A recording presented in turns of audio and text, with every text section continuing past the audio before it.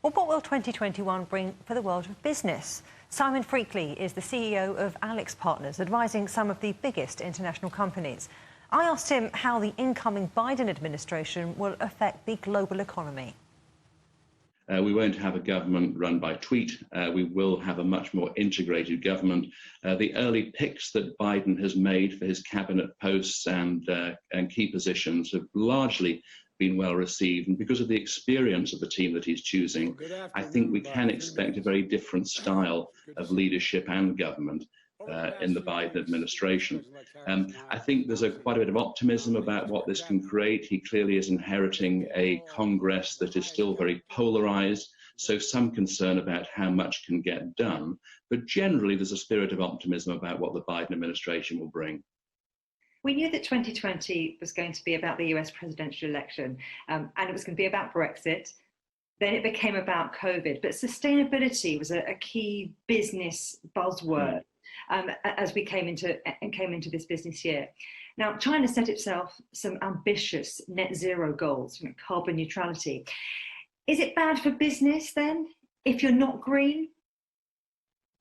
Well, I think the blue planet effect, if you like, for want of a better expression, is being much better understood. And so, generally speaking, I think people now understand that this is not just an important problem, this is an urgent problem.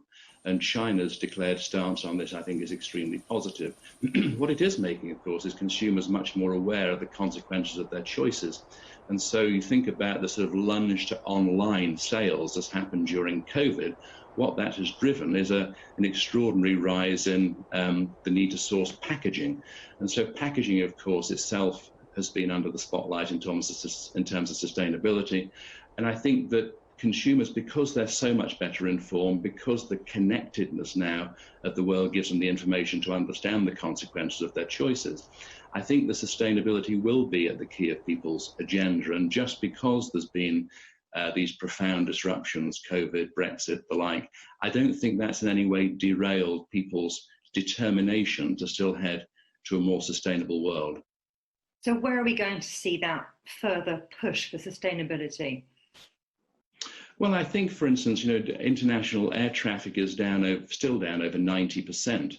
Will business ever go back to the amount of business travel that was once done? Everybody's become so fluent now on Zoom and Teams and WebEx and the like that I suspect that business travel will never go back to the scale that it was pre-pandemic, which of course makes a big difference to the carbon footprint of corporations. Many corporations have made a commitment to be carbon neutral themselves, and the footprint caused by international air travel for many businesses will be an essential component of that. And so I think that now this is higher up on the corporate agendas, as people fill in their ESG questionnaires, talking about their purpose and also their impact on the world. What people do and the choices that corporations make will be much more visible, and that will allow the ultimate customer to decide who they want to support and therefore which companies will thrive or not. The ultimate customer. Who is the ultimate customer, do you think? How is that going to change in 2021?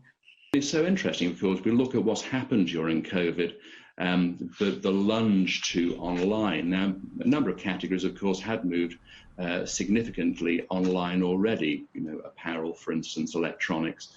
But the grocery segment, which was something that had been actually very much defended on online sales, people still pre-pandemic largely bought their groceries in store.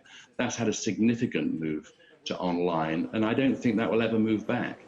UBS talked about pre-pandemic, talked about the amount of online sales going from about 90% to 75% of total sales by 2025. Well, we hit that goal by April of this year.